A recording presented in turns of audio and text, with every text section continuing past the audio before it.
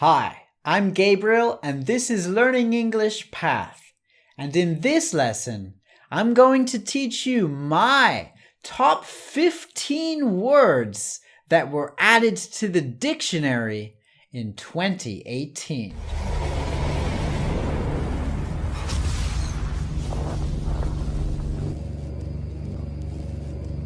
So many new words are added to the English dictionary every year. Okay, hundreds of new words every year are added to the language.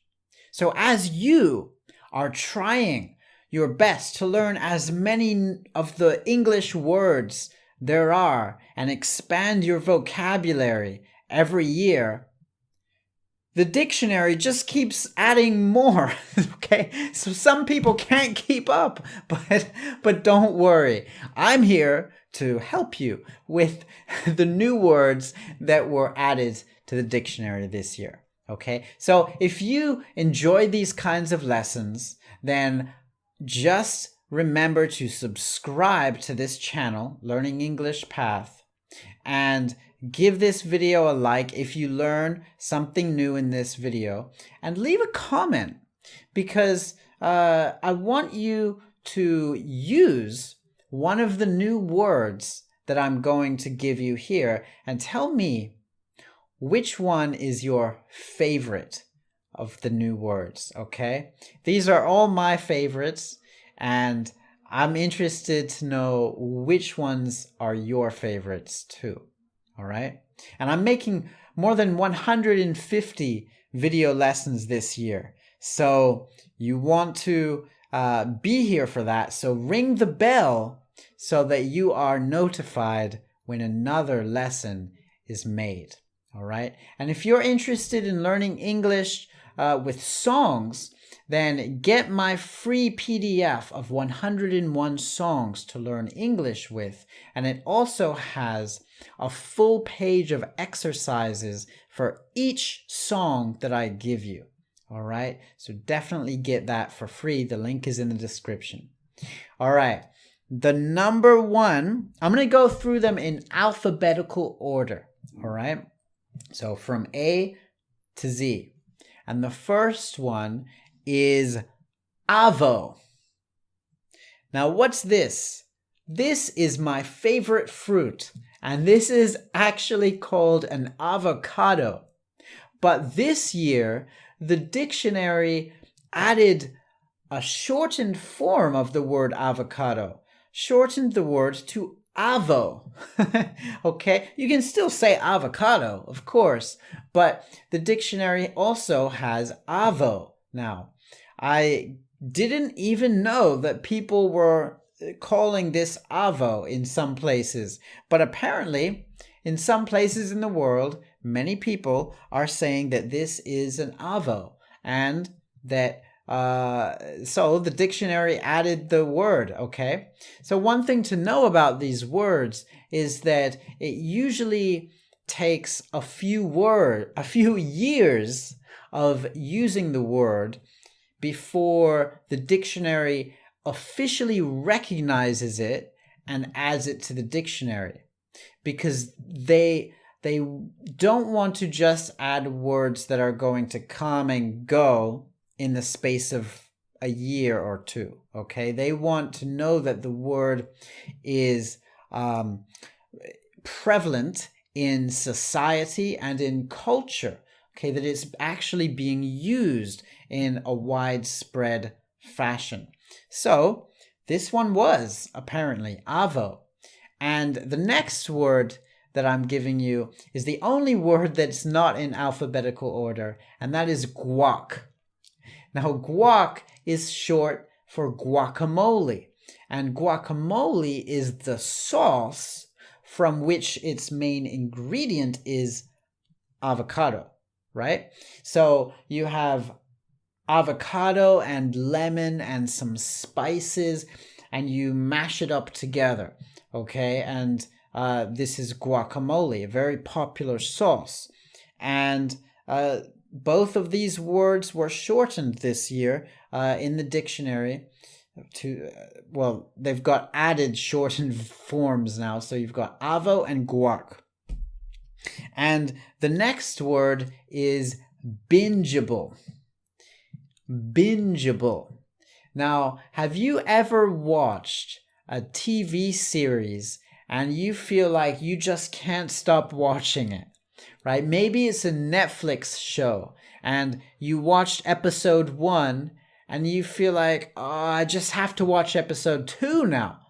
And then you watch episode 2 and you're just like, oh, I've got to see episode 3, right? And you keep watching and watching. Now, this is to binge on a TV show. And this word, to binge, has been around for a while.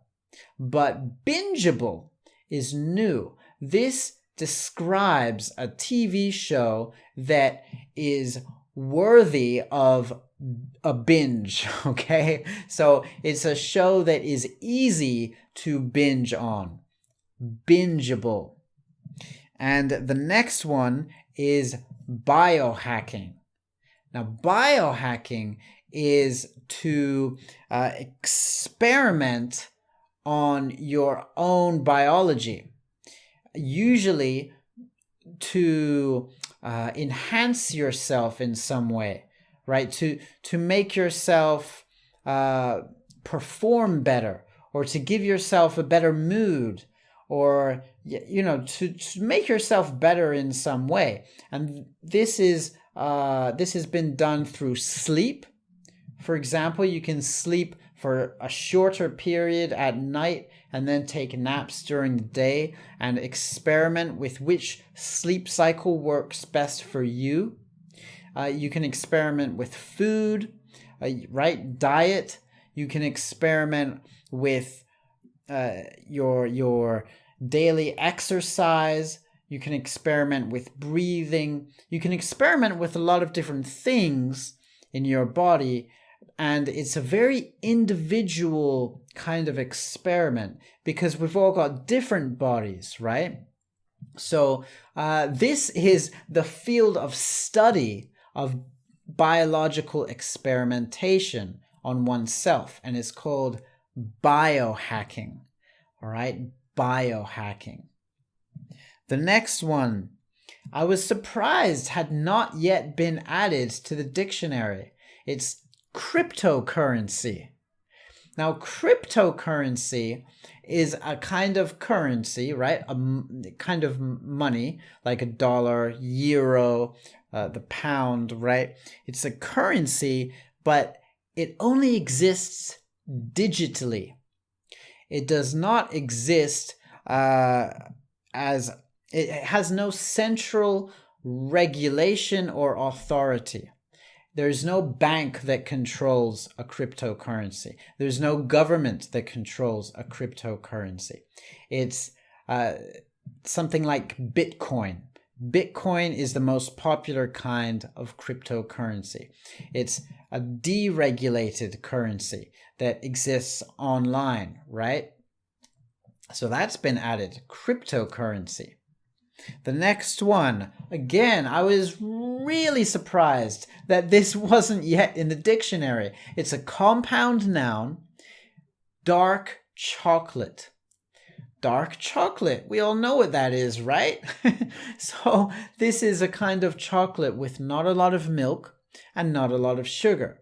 It's very rich in just pure cocoa powder.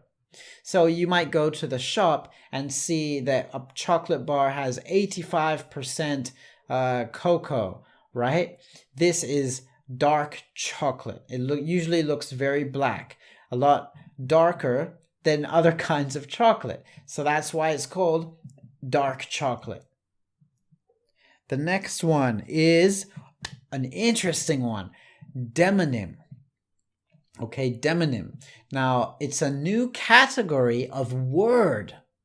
That's what makes it so fascinating for me and for us, right? Because a synonym, is a word that is similar to another word. And an antonym is a kind of word that has an opposite meaning to another word. So, for example, hot and cold are antonyms. But hot and boiling are probably synonyms. But a demonym, okay, this is a new category of word. This is a word that describes a word which identifies a person by the place they are from. Let me say that again. A demonym is a word that describes a word that identifies a person by the place they are from. So, for example, New Yorker.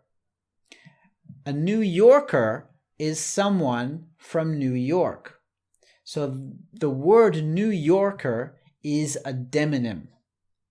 A Texan is someone who is from Texas. And so the word Texan is a demonym. All right? Very interesting one, I think. I might do a whole lesson on that soon. All right. Fave. This is another word that is shortening another word, okay? So it's the word favorite. So, for example, I can say, I have a lot of favorite fruits, but my fave is avo. Okay? Or I have a lot of what's your fave movie? Well, my fave is blah, blah, blah. Okay? You can use fave to describe favorite for anything. All right? The next one is glamping. Glamping is a combination of the words camping and glamorous. So it's glamorous camping.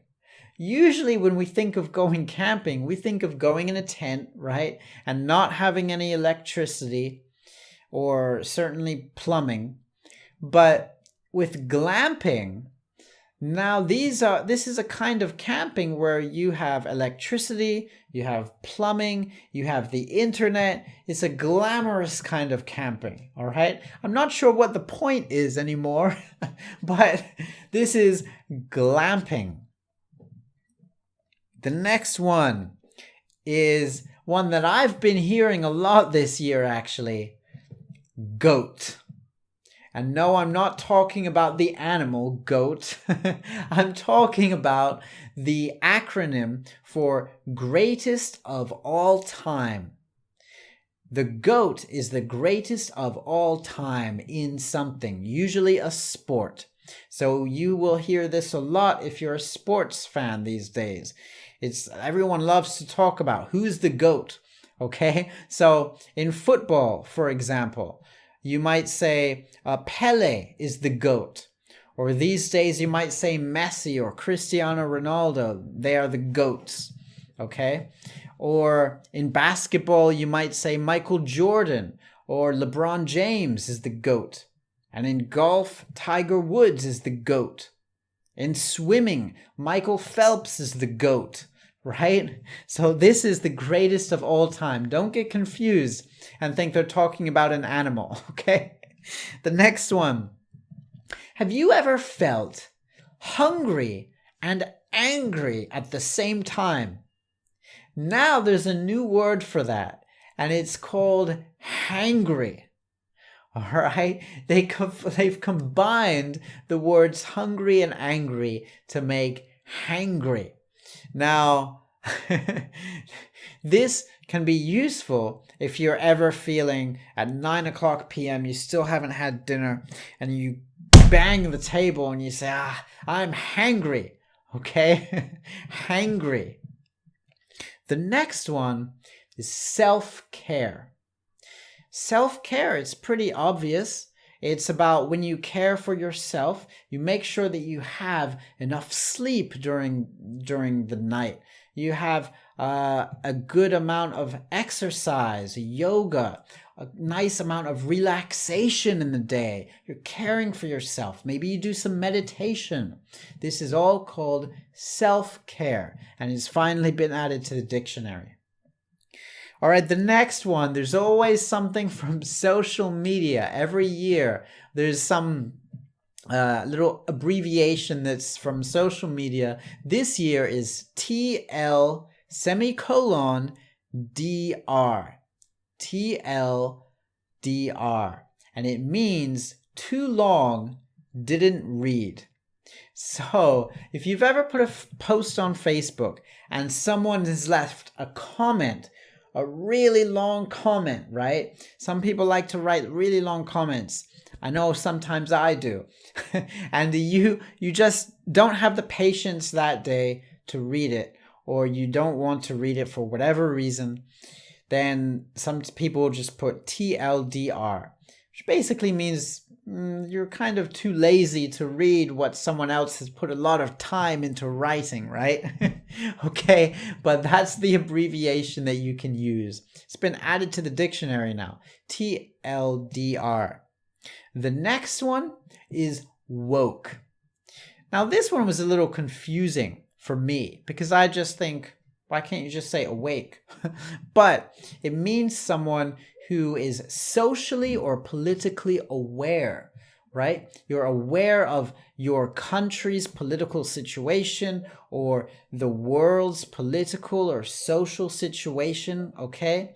This means you are awake to that fact and you can say that you are woke. And the last one I felt was very appropriate to end this list with was wordy. So if you are a wordy, and it's a noun, then that means that you love words. You are obsessed with words. Maybe you love learning new words, or you love learning new things about the definitions of words. You just love the study of words, okay?